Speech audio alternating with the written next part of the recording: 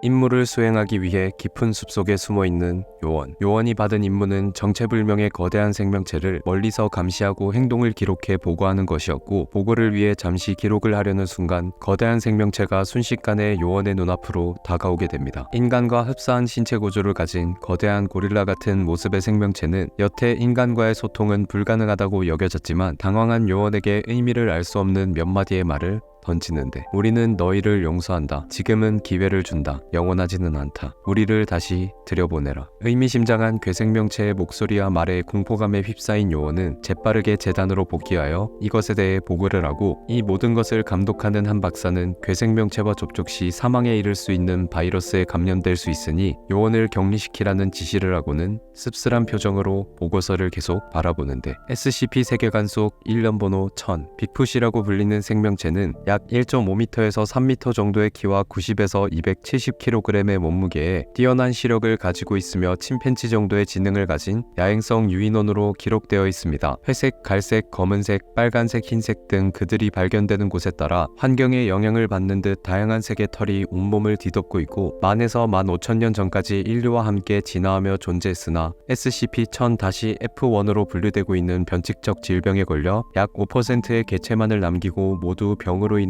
죽었다고 합니다. 이 질병은 유전병의 일환으로 현재 모든 SCP-1000 개체들은 질병에 대한 면역을 가진 채로 태어난다고 전해지며, SCP-1000-F1은 SCP-1000을 직접적으로나 간접적으로 보게 되는 인간을 포함한 모든 유인원들은 뇌 기능의 영구적인 중단으로 즉사할 확률이 2%에 달하는 바이러스라고 전해지는데, 이는 SCP-1000을 오래 볼수록 점점 즉사할 확률이 증가한다고 합니다. 평균적으로 1분당 20%의 확률로 증가하고, 일부 개체들은 강력한 바이러스를 보유하고 있어 그 퍼센트가 무려 90%에 달하는 개체 또한 존재한다고 전해집니다. 과거 SCP-1000을 거의 멸망으로 이끌어간 질병이기 때문에 인간에게 전염될 가능성을 염두에 두고 경계하지만, 다행히도 SCP-1000 개체들은 인간과의 접촉을 피한다고 합니다.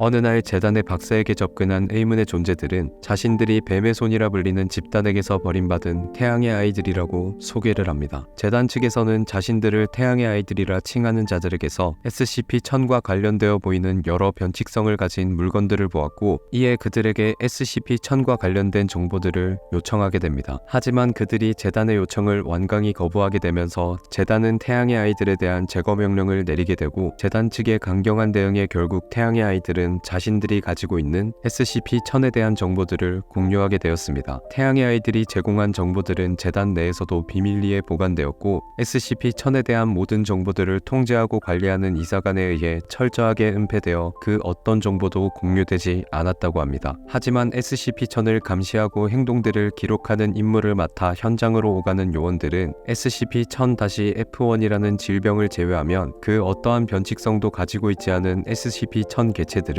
인간에게 전염될 수 있는 가능성을 알고 있음에도 제거하려는 시도조차 하지 않고 제거하는 것이 불가능하다고 지속적으로 얘기하는 재단에 의문과 의심이 피어나기 시작합니다. 그렇게 커져만 가는 불만과 의심들에 의해 결국 SCP-1000에 대한 충격적인 사실이 밝혀지는 계기가 되었습니다.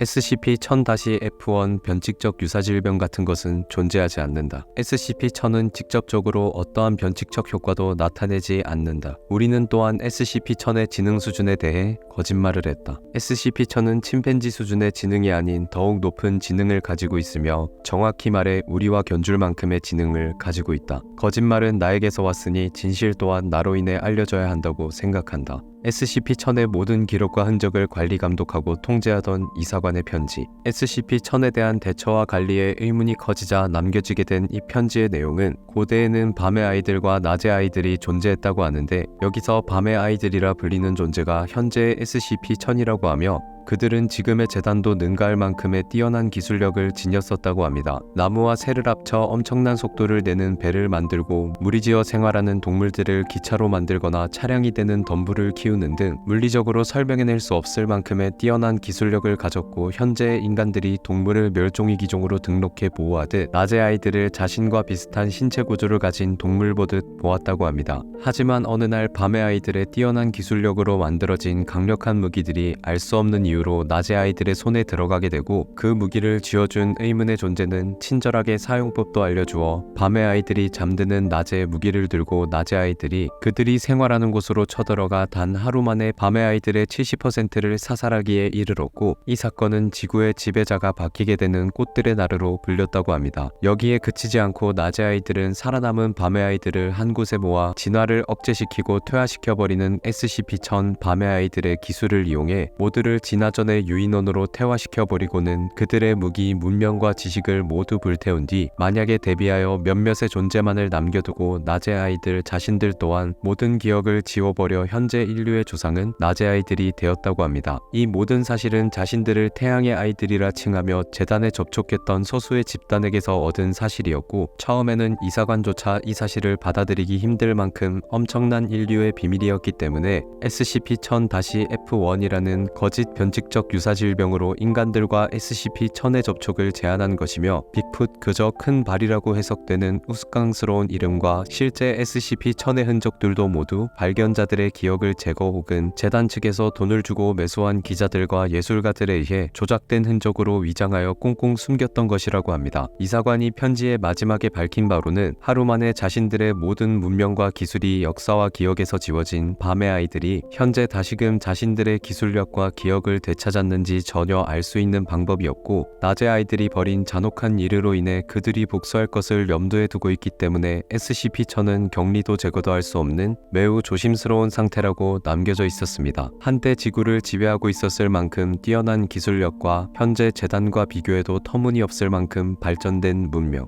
낮의 아이들에 의해 강제로 퇴화되었지만 최근 접촉에서 자신들을 다시 들여보내라는 의미심장한 말을 남긴 베일에 쌓인 존재 SCP-1000 빅풋. 여러분이 상상하는 천의 모습은 어떤가요?